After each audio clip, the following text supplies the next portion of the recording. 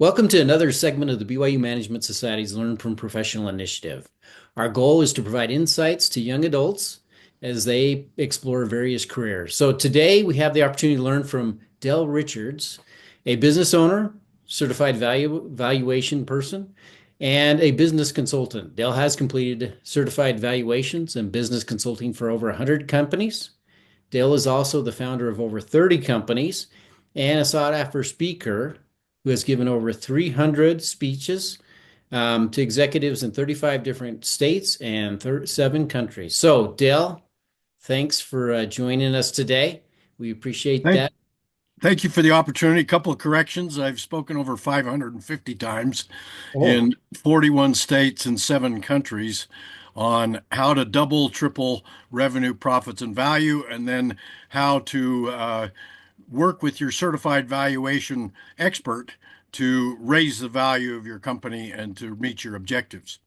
So, so you're speaking all the time is what I'm hearing. So I get something and a week later it's already another yeah, few. it's old, but that's fine. And I would give you a little quick background. I started out my career as a chemical engineer, and I worked as a chemical engineer in 3 different states. Pocatello, Idaho, I was a process engineer. In New York, halfway between Buffalo and Rochester, on the Erie Canal, I worked for the agricultural chemical company of FMC, which is a Fortune 50 US company. And we produced Puridan, which set the all-time corn production record in the United States. It was a combination of pesticide fertilizer. And then I moved to Price, Utah, and managed Utah Power and Light's largest power plant. Three 400 megawatt coal-fired units. I was in charge of all the chemistry there. I had 25 union workers, and I put them on my patent or trademark productivity pyramid, which is goals, coaching, accountability, and rewards, which was quite unusual for a union group. But we were able to save the company about a $500,000 and increase our accuracy for performance quite a bit. And then I spent 3 years getting my MBA from BYU, by the way.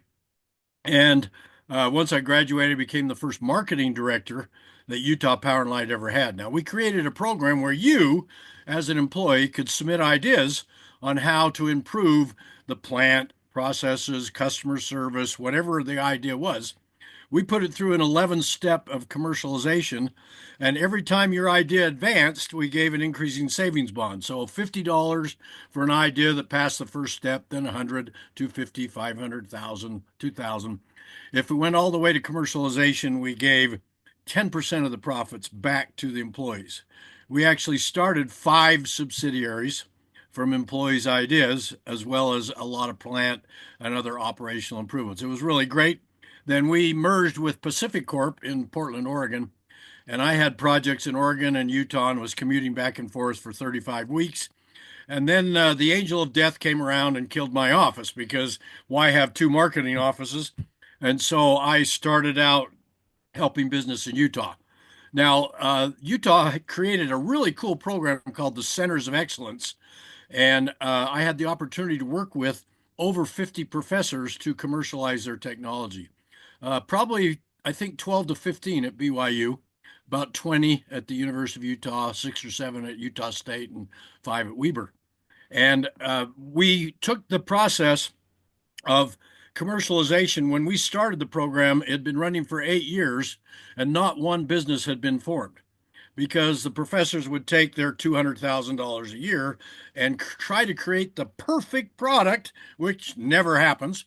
So they brought 3 of us in, and we began working with the professors to identify the technology, products, market opportunities, and how we could promote that in the market. And so that's the process of founding 30 high technology companies. I didn't get any equity. I was a consultant, but I helped the universities, and we did 20 major licensing deals with people like uh, Medicare, GM, a bunch of technology companies, satellite companies, and so forth. Mhm. So So, how did you make those decisions to kind of take those 30 companies, right? If you had, obviously there was probably quite a few options to choose from. How did they choose those 30? so I had a little proprietary matrix that I Okay. use, and it's a market opportunity matrix. And I'll just briefly tell you about it. On the one side, you list the technology features. And on the top side, each column is a market opportunity. So it could be medical, healthcare, oil and gas, whatever the case may be. And then you rate them based on the probability of success of each one of those and how they separate. And then you turn a subjective analysis into a quantitative analysis, and that would pinpoint where we would go after the market first. Okay. And So, some of those that technology has, hadn't been developed or whatever. How did you figure out, well, is this really going to go be successful or not? Did they do a prototype? Did they, you yeah, know, we'd work them to a prototype, and then we would put a business plan together and raise money as well as help them start up. Now, I have to give you the classic failure, okay? Because not all of them were right. So I worked with three different professors on nanotechnology, and this was 20 years ago, okay? And it was technology hunting around for a market because to produce nano, 10 to the minus ninth particles, is expensive. And there was drug delivery, paint, so forth and so on. I mean, there was all kinds of applications, but it was more expensive than the paint. And so we tried, I think, for about 5 years with three different professors in three different universities. And there, at that time, it was too expensive to produce nano for the outcome and the benefits that you would see in the marketplace. So those were some classic failures. At BYU, we did an unmanned aircraft. You may have also heard of the carbon fiber towers uh, instead of steel towers for communications and so forth, carbon fiber. And I actually know one of the licensees who is developing plants in China, in Africa, and so forth to produce these towers because they last longer, they're stronger than steel, and so forth and so on. Anyway, there's a success out of BYU. There's a bunch of them. But anyway, we had to, we only met with them once a month. And so we'd have action items of what they would need to produce in that month. And then we would come and hold them accountable, as well as provide resources and talent and so forth to help them to get on their way so that they were able to develop that technology. It was a lot of fun. I was on the cutting edge of all the university technologies that were coming out. Now, this was 20 years ago and so forth and so on. But there was a lot of success, a lot of fun, and that was great. A really fun part of my career. yeah. So if you look at those, right, what lessons could you tell somebody that's starting a business now? It's like, hey, here's the two or three things that you want to avoid, and here's the two or three things you want to make sure you take care of when you're starting a business. Well, I'll give you some classic failures again. Uh, Multiples of time since I've worked with probably 100 entrepreneurs, they've gone and produced their product, mortgaged their home, and they don't know what the market for of the products. I'll give you the classic example. This was a person in Idaho, and they had jumper cables for cars. Okay. Okay.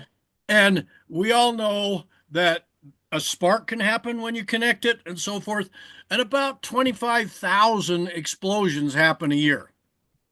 And they had a great idea. They could connect the last connection out in the street so that the spark would be out in the street, so forth. And so they've mortgaged their home. Their cost was about $30. They were trying to sell it for about $70. And the first thing I did was walk them down to Walmart and Kmart and say, "Do you see anything like this?" And there was already one there for 1995. So, no competitive analysis, no market idea. They showed it to people and they all said, "Oh, you're going to make millions with this." So they mortgaged their home. And of course, it was a disaster. So, market research, focus groups, pricing, get a group of people of diverse ethnics and so forth and say, "Here's my proposal," and give prices of what they would pay and do a little market research first. Know what the competitors are doing. Is somebody else doing what you're doing? And what is the price that they're doing? Now, a rule of thumb is whatever you manufacture it for, the market has got to accept 3 to 5x that, Okay. more towards the 5x, because you have this, if you're packaging and so forth, you've got shipping, you've got labor, you've got a whole bunch of stuff. Most entrepreneurs just go, oh, I can get this made in China for $20. So I can sell it for 40. Well, by the time you put everything else, overhead and everything else on it, it's costing you 40. You Yeah. better be able to sell it for $100. Yep. Okay. That makes sense. And so these are big mistakes entrepreneurs make is they have an idea, they go talk to their friends say, "Yeah, you're going to make millions on this," and they don't do their homework. Market research, focus groups, competitive analysis, pricing.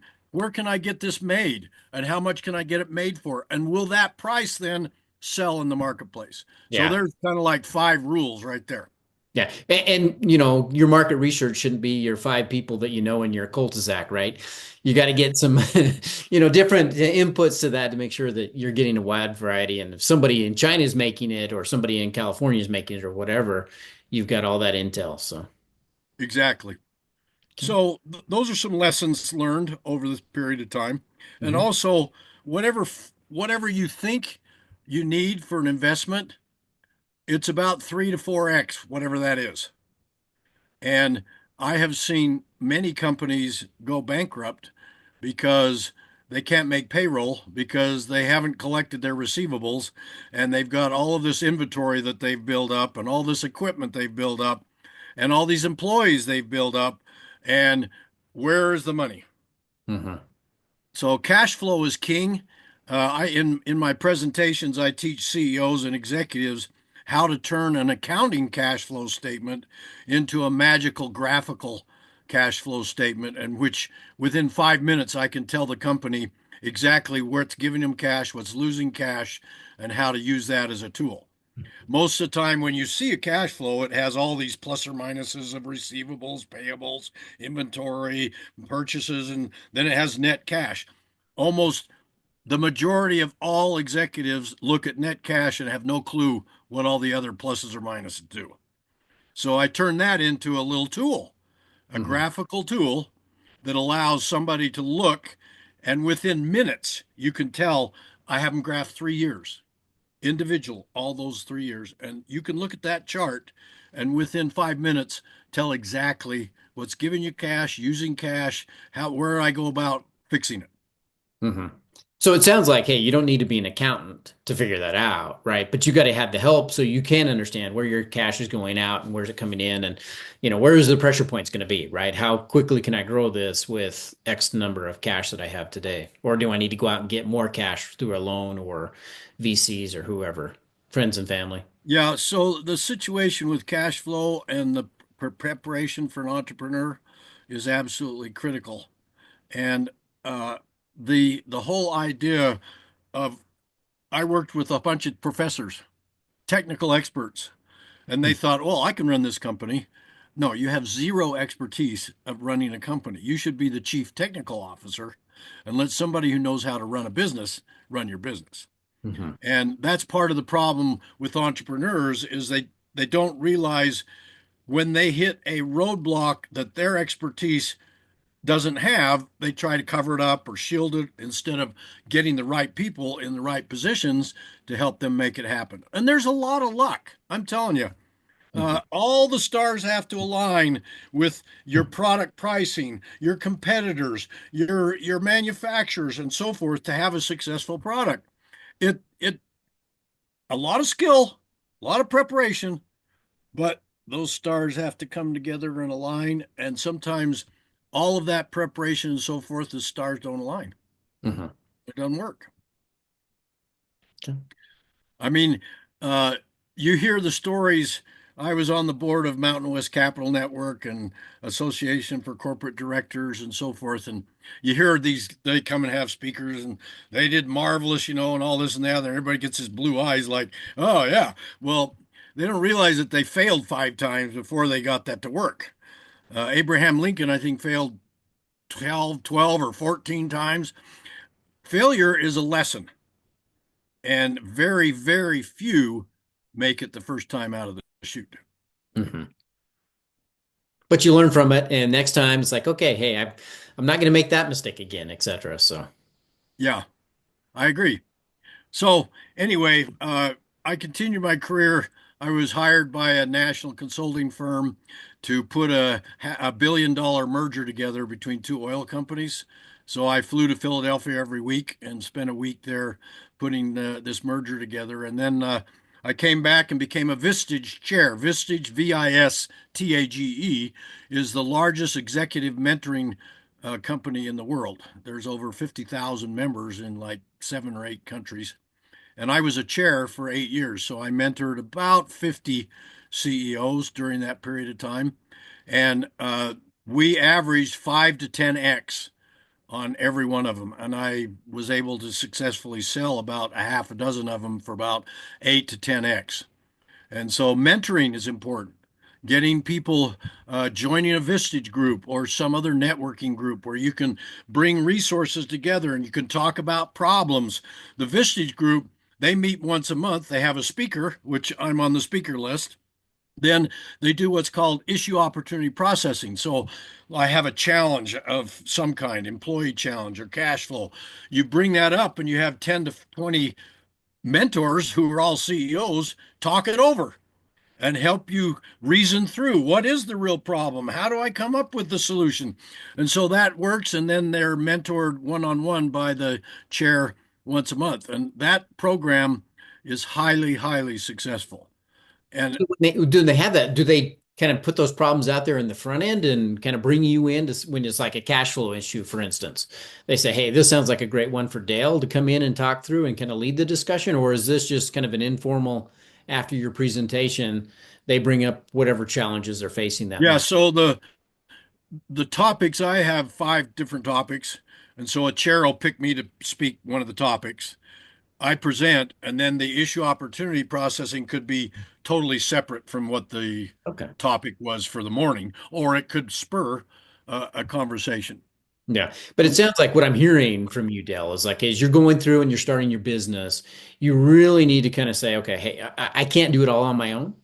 Right? As I face challenges, putting your head in the sand and trying to ignore the problem, et cetera, is not the way to go, is to get as many people as you can to kind of help bounce ideas off of, look for solutions, et cetera. People that have been there, done that, people like yourself or others that know those challenges they're facing and seen the failures and what to avoid. It's always good to have additional resources. Nobody knows everything. No consultant know everything. And so in the Vistage group, the issue opportunity processing, you got 10 to 20 people, and that wealth of experience can help you uh, guide that experience. I mean, one of our local security companies, at one point in time, uh, he couldn't make payroll and he had a big problem. And he went to some other people and said, okay, what have I got to do? Well, I think they sold for $2 billion. So you're going to run into these problems. And it's always great to have a good network and to have people that you can go to and say, hey, I'm struggling with this. Somebody help me see something that I can't see. Mhm. So I really encourage people to get involved with mentoring and also do their homework and Yeah. get things done. So I have a certified valuation firm, and I've helped over 500 companies with their certified valuation work, mergers, acquisitions, buying out partners, estates, uh, family trusts, and so forth. I'm not a lawyer, but I do the valuation part of all that. And so that's also a key element in every business should know what their value is. So I think it's important to have one done every 2 to 4 years to give you a baseline and to see what is growing your value. We typically have 6 to 10 different views, numbers, and that helps a business to see, oh, I can see this is an area that I need to work on, or this is an area it's a star, it's going great.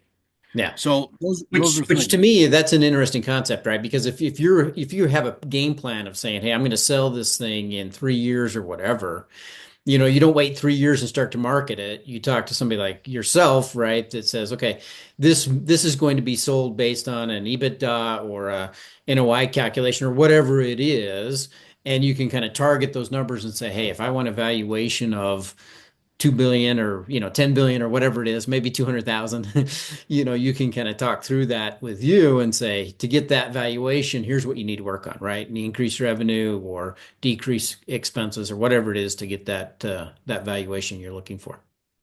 Yeah, and there's some sad stories there. Since I've spoken 500 times on this topic, I have people come up to me afterwards and say, "Oh, where were you 6 months ago when I sold my business?" Uh, an entrepreneur typically has a number in mind. If Hmm. I get this, then I'll sell. And so somebody comes along, a private equity firm. By the way, there's $2 trillion of private equity out there, and there's way more money than there are deals. And so they come along and say, "Oh, I'm offering you 2x." And they go, "Ah, that's twice what I thought. Great." Well, when they would have done the work and had a certified valuator help them out, they could have gotten maybe 5x.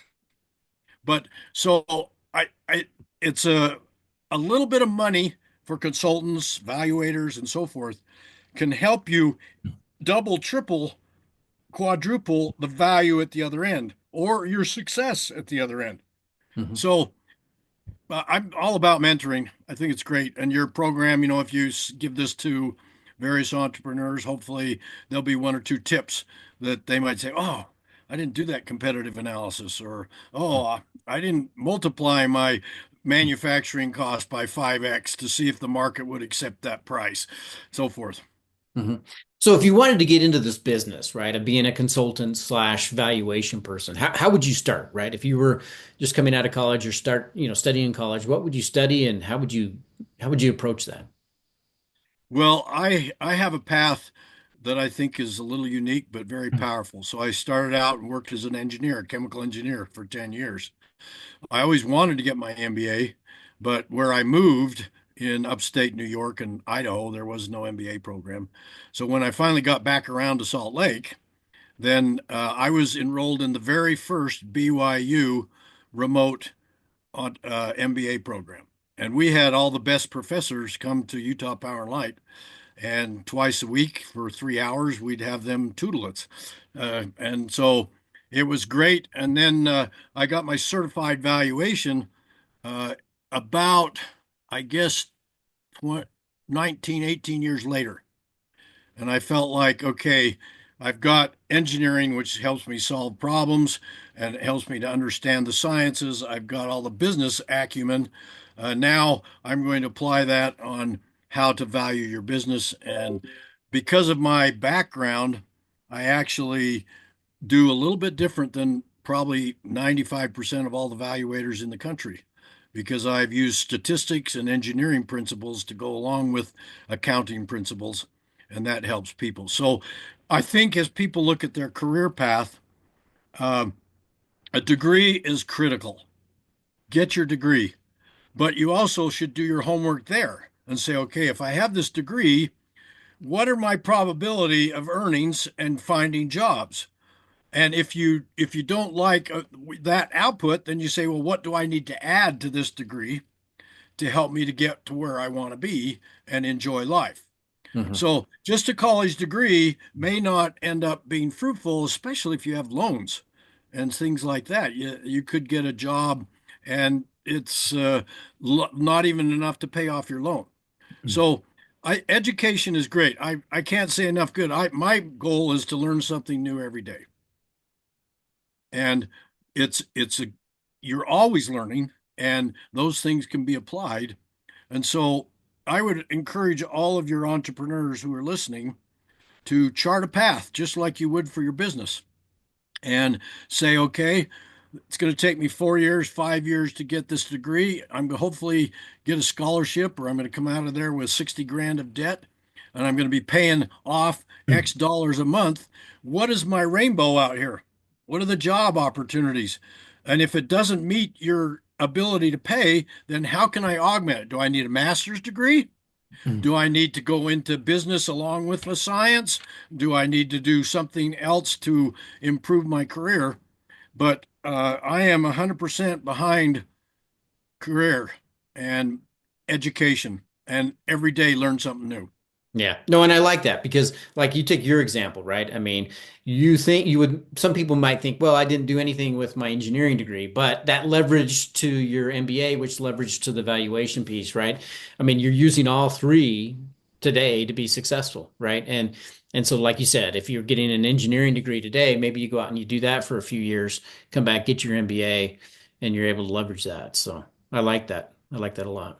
Yeah, I think the power of the engineering degree is amazing. The ability to set up problems, solve problems, understand science, and so forth was critical.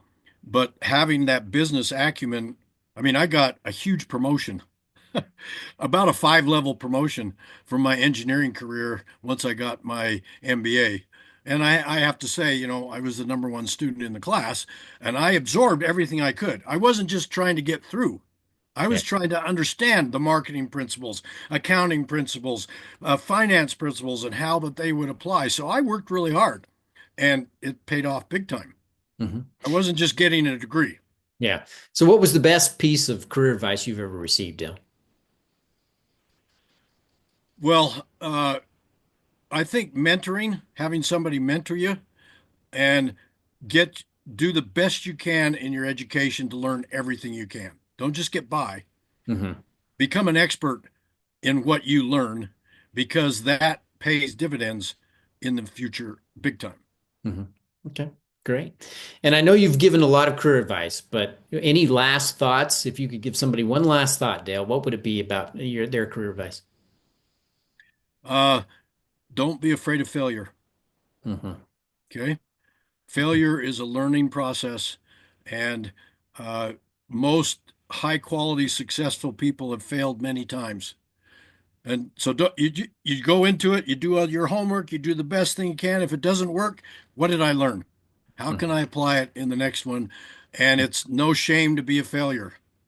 I mean, I probably have failed in business over 10 times with businesses, but every one of them was a lesson, Yeah, right? no, exactly. So fail fast and move forward, right? There's that concept out there right now about failing fast. So, you know, Yeah. learn from it and move forward. So. Well, we appreciate your time today, Dale, and your My pleasure. insights. We'll share this video. I'm sure if anybody has any questions, they can reach out to you or they can reach out to me, and we can get you set up with a phone call, Dale. Appreciate it. Yeah, so my website is www.successbiznow.com. That's successbiznow.com. It has operational optimization, valuation optimization, seminars. It has a whole bunch of information there that people can learn from. I have lots of scripts and videos. And I have 10 videos of how to implement my top 10 ways to double, triple revenue. So there's a lot of learning that can take place, and they can reach me at dale@successbiznow.com. All right. Thanks, Dale. And to wrap this video up, we'd like to remind our viewers that they can either reach out to a professional on their own, or they can reach out to us here at PW or at Brigham Young University, the Management Society, to help them set up an interview. We can do that for you as well. To prepare for those informational interviews, we recommend that you watch the video that's on our website that talks about how to do an informational interview. All right. Thanks, Dale. Appreciate it. Thank you, and you have a great success down there at the Y.